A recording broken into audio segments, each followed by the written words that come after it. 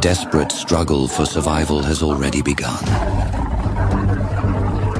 3 titans of the plains have cornered a lone leopardess. The lions do not strike to kill, they strike to punish. Their power dwarfing her slight frame, circling in and out as if sharing ownership of the moment. One clamps down at the neck, not to snap the spine, but to apply pressure. She is a captive in a game of feline dominance, forced to absorb the lesson with every gasp and tremor. She twists and bites, a desperate flash of defiance, teeth finding flesh for a heartbeat before she's slammed back into the dirt. But for every scratch she lands, she receives a crushing blow in return.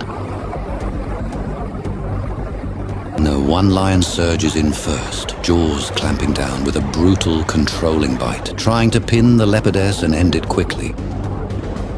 But the lioness slams into him shoulder first, snapping and shoving him off the hold, refusing the assist. This isn't just a kill now. It's dominance on display. A hard statement. Stay back. I finish this. Her limbs scrabble for traction, claws carving lines that lead nowhere while their grip tightens and shifts, never allowing her to regain balance. The leopardess is reduced to a living toy between them. Tossed, pinned, released. They could end it at any moment, but they don't. Instead, they humiliate her with lazy, warming-up violence, showing power for the sake of showing it. High above, 2 cubs wait for a mother who may never return. They chirp and cry out loudly, thin, urgent calls that keep repeating into the silence, begging for her to answer, to appear, to make everything safe again. Without her protection, they are lost. The onslaught resumes with renewed ferocity. The sheer volume of damage is beyond endurance. The lion's play has turned murderous. Teeth sink into her flanks, tearing at the very spirit of the cat, while heavy paws shove her back down each time she tries to rise. A leopard is a master of the shadows. But here, in the open, power is the only currency.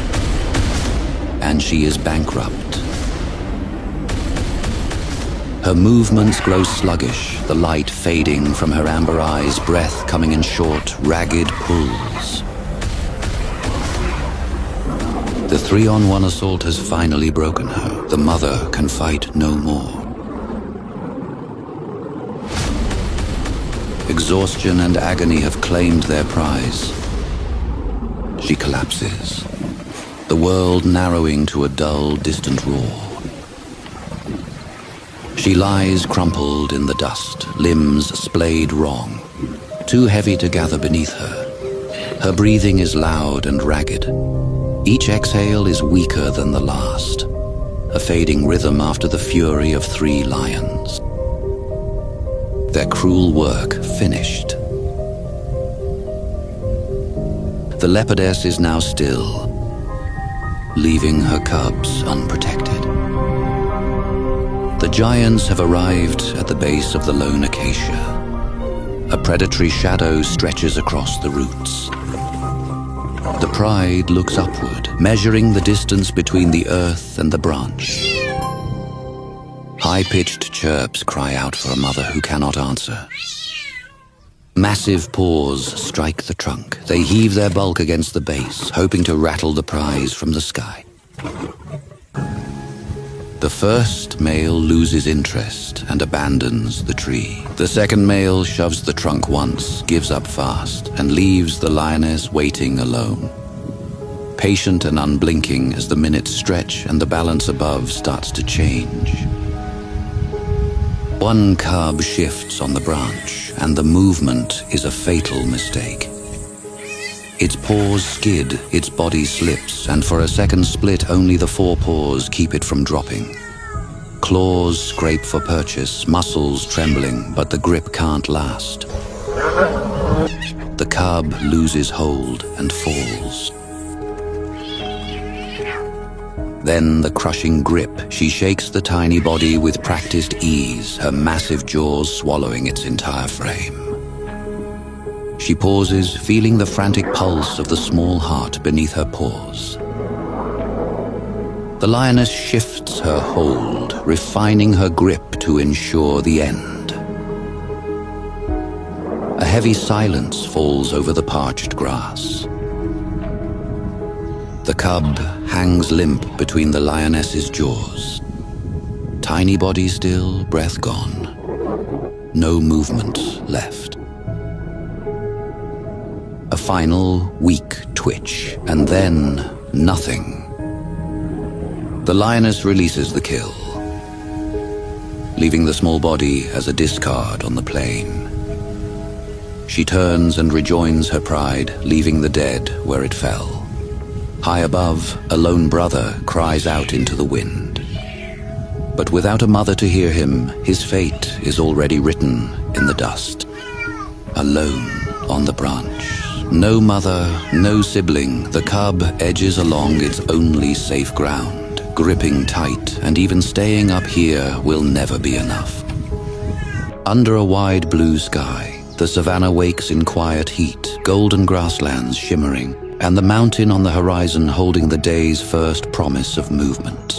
Nearby, a leopard rests in the shade, its head turns slowly, scanning the grass for the slightest flicker of prey. Eyes locked on a shifting wall of impalas, grazes in loose formation. Ahead, the impalas stand half-turned, heads lifted, nostrils tasting danger that hasn't yet announced itself. In this arena, the difference between a feast and a fast is measured in mere milliseconds. The landscape holds its breath. A few animals stare into the wind, alert to something they can't yet name.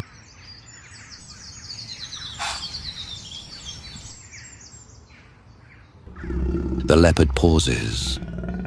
He gives a final, anticipatory lick of the whiskers, slow, deliberate, as if savoring what's about to be stolen from the world. A single squirrel gave an alarm call. Its voice has shifted the balance of the savannah, and the stillness shatters. The impalas jolt as if struck by lightning, legs firing in a frantic blur.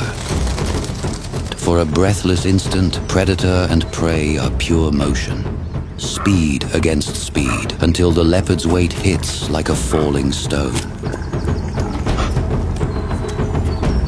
The impala bursts into frantic motion, neck arched, legs flailing, hooves clawing at the earth as it twists to break free.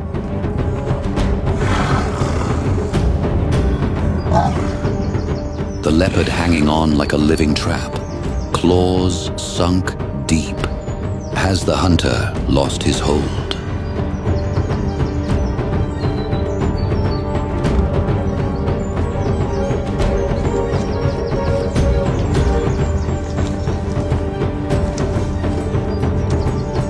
With a sudden, violent torque of the body, he pivots. Hips snapping, spine twisting with brutal precision. Jaws clamp down and shift, finding the fatal angle. There's a wet, final certainty to it. The connection to life is severed as cleanly as a snapped cord. The impala's resistance falters,